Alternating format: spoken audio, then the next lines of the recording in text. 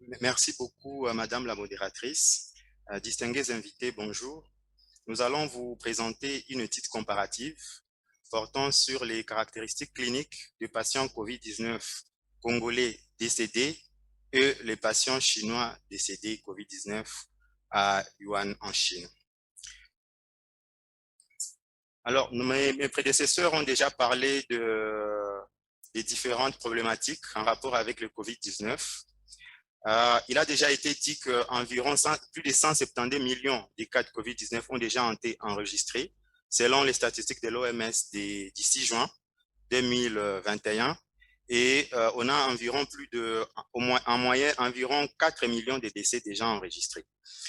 Alors, cette mortalité est essentiellement liée à l'âge avancé du patient, mais également à plusieurs comorbidités, comme il a été déjà dit. En Afrique, les cas sont quand même rares et les raisons ont déjà été avancées ici présentes.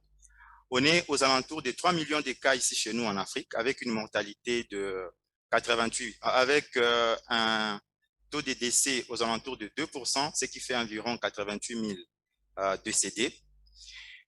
Alors, ces profils, tels qu'on l'a dit, en Afrique subsaharienne, seraient essentiellement liés d'abord à la jeunesse de la population africaine, mais également à des réactions croisées avec beaucoup d'autres maladies infectieuses. Et je pense qu'il y a eu une question qui a été posée à la session précédente. Alors, jusque-là, au Sud Kivu, il n'y a aucune étude qui a évalué les caractéristiques cliniques des patients décédés, alors qu'il y a une étude chinoise qui l'a fait dès le début de la pandémie à COVID-19.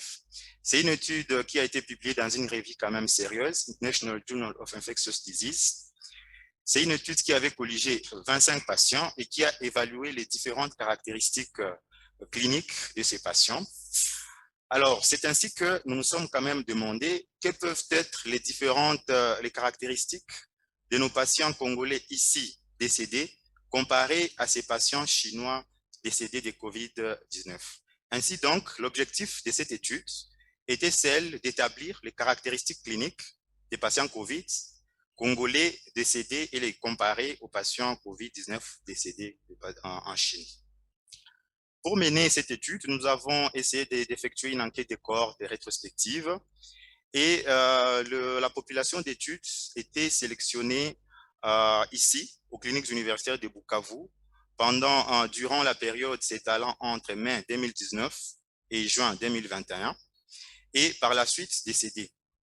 Les patients COVID-19 chinois étaient hospitalisés à l'hôpital universitaire de Yuan en Chine entre le 14 janvier et le 13 février 2020. Dans les deux groupes, les diagnostics avaient été confirmés par le PCR. Le paramètre étudié, il s'agissait de l'âge qu'on a essayé d'évaluer et du sexe. On a également évalué certaines comorbidités, notamment les BPCO, les maladies cardiovasculaires, le diabète sucré, l'hypertension et les tumeurs. Le paramètre biologique évalué, on a évalué également la procalcitonine, la CRP, le globule blanc et les taux des lymphocytes. Merci. Alors que nos résultats étaient les suivants, mesdames et messieurs. Par rapport à la population étudiée, nous avons colligé environ 25 patients pour les 25 patients décédés en Chine et 13 patients décédés ici chez nous à Bukavu, ce qui nous fait un total d'environ 38 patients. Par rapport à l'âge, on a noté que l'âge médian était aux alentours de 73 ans en Chine, avec un maximum de 100 ans et un minimum d'environ 55 ans. Par contre, ici chez nous à Bukavu, l'âge médian des patients décédés était de 60 ans, avec un maxima qui était aux alentours de 80 ans, un minima qui était à moins de 40%.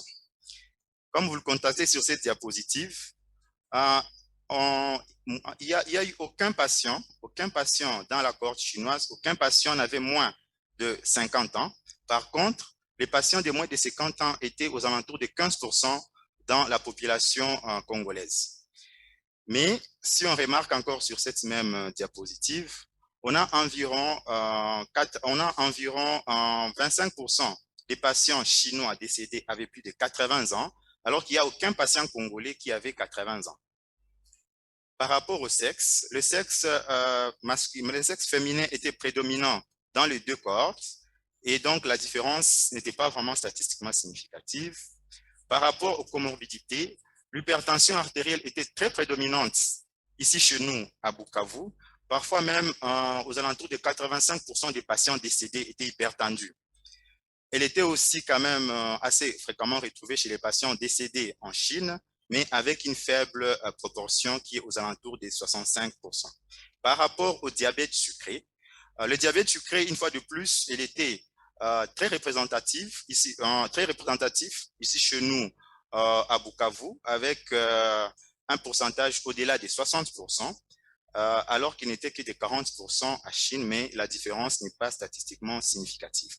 Par rapport aux maladies rénales chroniques, on a noté que les maladies rénales chroniques étaient assez fréquentes ici chez nous, aux alentours de 15% des patients décédés, mais elle était quand même rare en Chine avec moins de 5% des patients décédés. Par contre, par rapport aux maladies cardiovasculaires, on a quand même noté une prédominance de patients décédés chinois, à environ 40% contre environ 30% des patients congolais, mais une fois de plus, on a une différence qui n'est pas statistiquement significative.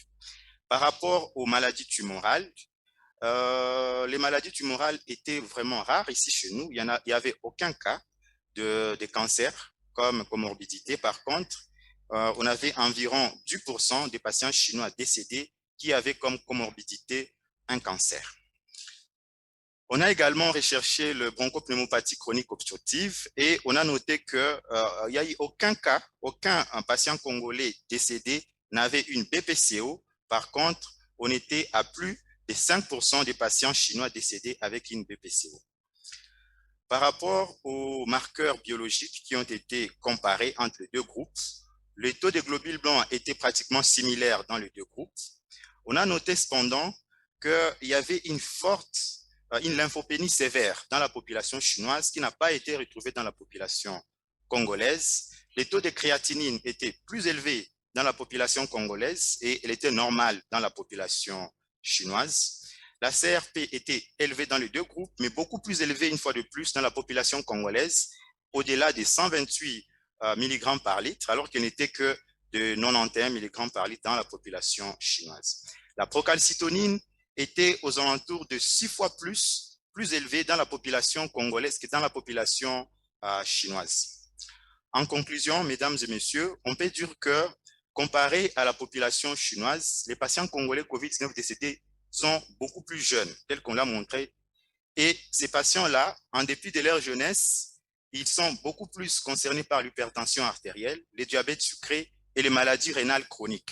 Ces patients également COVID-19 décédés ici chez nous étaient moins immunodéprimés au vu des taux de lymphocytes qui étaient tout de même élevés et la rareté de cancer. Les patients COVID congolais, sur le plan biologique, présentaient des taux très élevés de procalcitonine qui suggèrent une surinfection bactérienne et donc qui exige à ce qu'une forte antibiothérapie soit mise en place. Au vu de ces conclusions, on peut émettre les recommandations suivantes. Le diabète sucré et l'hypertension doivent être bien contrôlés pendant cette période de pandémie à COVID-19 et il doit être obligatoire de mettre en place une antibiothérapie forte devant tout cas suspect de COVID-19 dans nos milieux.